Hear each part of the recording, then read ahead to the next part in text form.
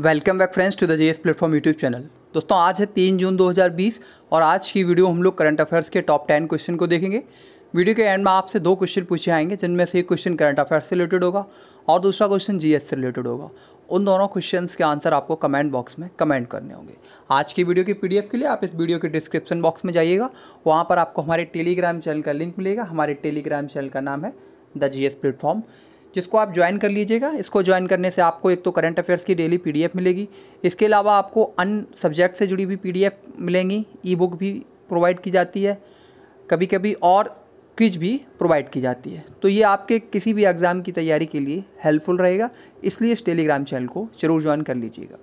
आज की वीडियो की शुरुआत कल के प्रश्नों के रिवीजन से करते हैं। तो कल पहला क्वेश्चन था, किस राज्य ने 30 मई को अपना 32वां राज्य दिवस मनाया? सही आंसर है गोवा। स्थापना हुई थी 1987 में। दूसरा question, reserve bank of India ने एनओसी नियमों का उल्लंघन करने पर किस बैंक पर 4 करोड़ का जुर्माना लगाया? City bank.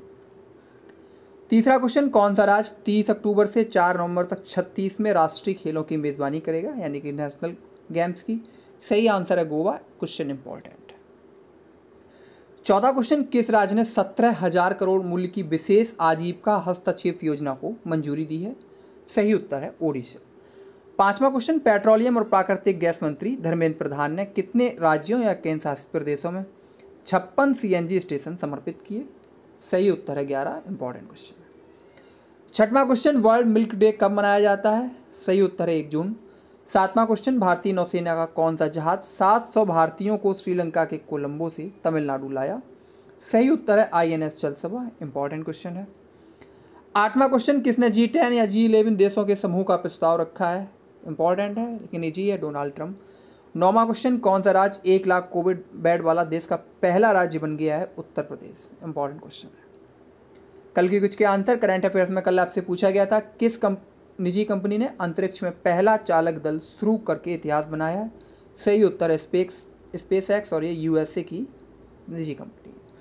जीएस में आपसे पूछा गया था कि किस राज्य की लोकसभा में 39 सीटें हैं? सही उत्तर है तमिलनाडु। अब आज के प्रश्न, पहला क्वेश्चन, पीएम मोदी ने किस वीडियो ब्लॉगिंग प्रतियोगिता को शुरू किया है? तो सही आंसर है ऑप्शन सी, मेरा जीवन मेरा योग, यानी कि माई लाइफ माई योगा। प्रधानमंत्री नरेंद्र मोदी ने मेरा जीवन मेरा योग, जिसे कि जीवन योग भी कहा जाता है, इस वीडियो ब्लॉगिंग प्रतियोगिता को शुरू किया है, जो कि सामूहिक भागीदारी को आमंत्रित करता है। यह आयुष मंत्रालय और भारतीय सांस्कृतिक संबंध परिषद, यानी कि आयुष मंत्रालय और ICCR का संयुक्त प्रयास है। यह प्रतियोगिता 21 जून 2020 को आने वाले 6ठे अंतर्राष्ट्रीय योग दिवस के अवलोकन से संबंधित गतिविधियों में से एक है। जो पहली बार योगा डे मनाया गया था वो मनाया गया था 2015 में। अगला क्वेश्चन, केंद्र सरकार ने स्ट्रीट वेंडर्स के लिए कौन सी लोन स्कीम शुरू की है? सही आंसर है option D, PM Svanidhi.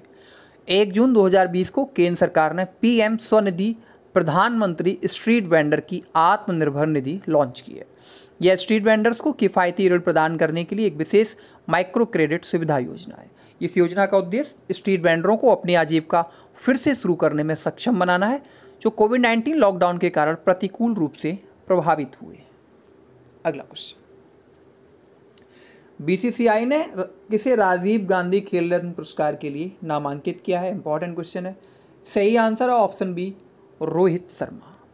BCCI ने भारत के 22 कैप्टन रोहित शर्मा को प्रतिष्ठित राजीव गांधी खेल रत्न पुरस्कार 2020 के लिए नॉमिनेटेड किया है।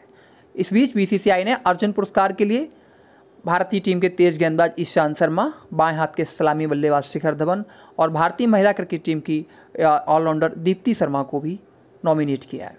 2019 के लिए ICC ODI cricketer of the year रह चुके रोहित शर्मा वर्ल्ड कप 2019 के एक संस्करण में 5 एकदिवसीय शतक लगाने वाले दुनिया के पहले क्रिकेट खिलाड़ी बने थे, यानी कि किसी भी वर्ल्ड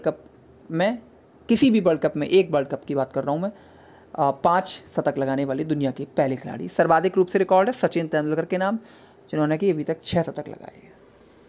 अब बात करते हैं राजीव गांधी खेल रत्न पुरस्कार की।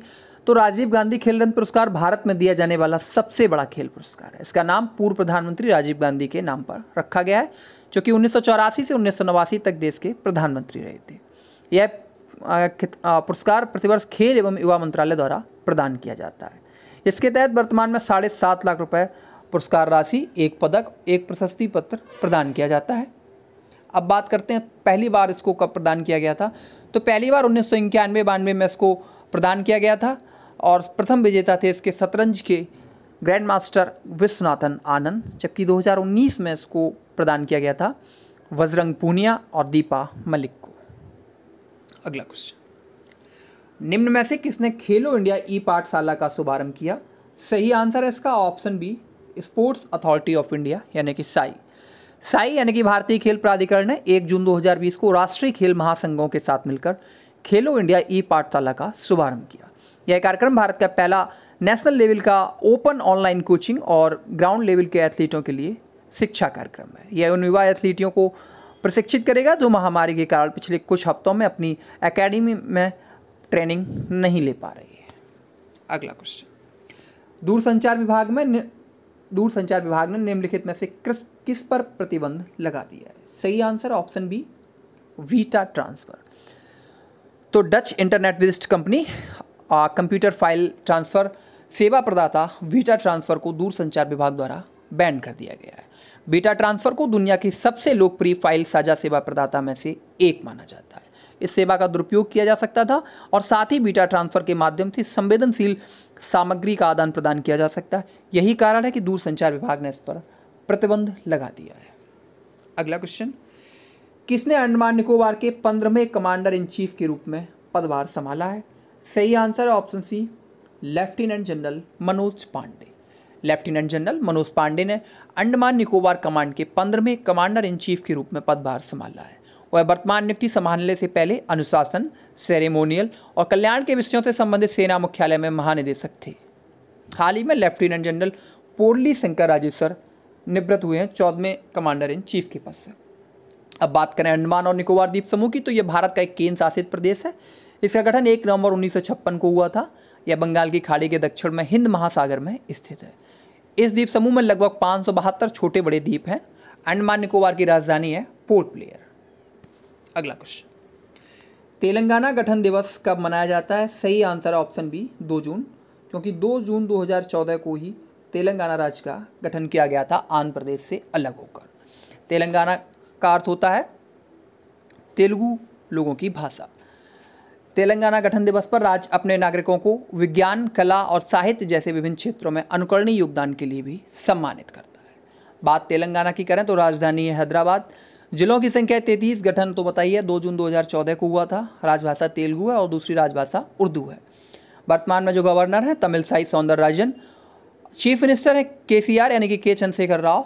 द्विसदनीय विधानमंडल है। विधान परिषद सीटों की संख्या है तेलंगाना में 46। विधानसभा सीटों की संख्या है 119। राज्यसभा सीटों की बात की जाए तेलंगाना में 7 राज्यसभा सीटें हैं। वहीं लोकसभा सीटों की बात की जाए तो 17 लोकसभा सीटें हैं तेलंगाना में। पहले तेलंगाना और आंध्र प्रदेश दोनों को मिलाकर 42 लोकसभा सीटें थी। अब आंध्र प्रदेश में 25 लोकसभा सीटें रह गई हैं। अगला क्वेश्चन, किसने अल्ट्रा स्वच्छ नामक कीटाणु शोधन इकाई विकसित की है? सही आंसर है इसका ऑप्शन डी, DRDO। DRDO ने अल्ट्रा स्वच्छ नामक कीटाणु शोधन इकाई डेवलप की है। यह PPE, इलेक्ट्रॉनिक सामान, कपड़े और अन्य रहित सामग्री की एक विस्तृत श्रृंखला को सैनिटाइज कर सकता है। Institute of nuclear medicine and allied sciences DRDO की दिल्ली स्थित लेबोरेटरी ने साझेदारी gel craft health care private limited के साथ इस प्रोडक्ट को डेवलप किया है।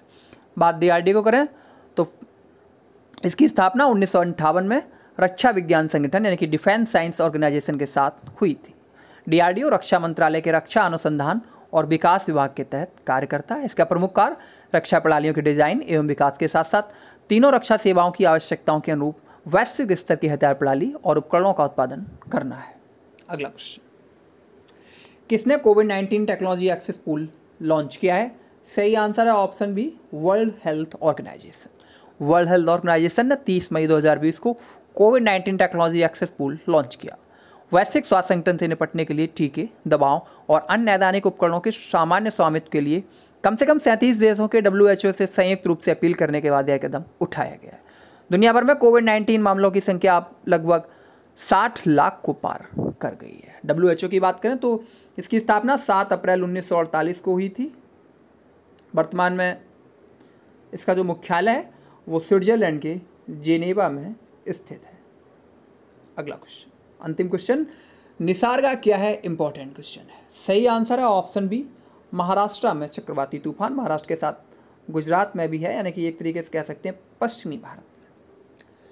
भारत के मौसम विभाग इंडियन मेट्रोलॉजिकल डिपार्टमेंट ने 4 जून 2020 को अरब सागर से उठा हुआ है। अरब सागर में चक्रवाती तूफान निसर्गा के कारण महाराष्ट्र और गुजरात के लिए रेड अलर्ट जारी किया है। अरब सागर पर बना निम्न दबाव महाराष्ट्र और गुजरात की ओर बढ़ने की उम्मीद है। इससे दोनों राज्यों में भारी वर्षा की आशंका है।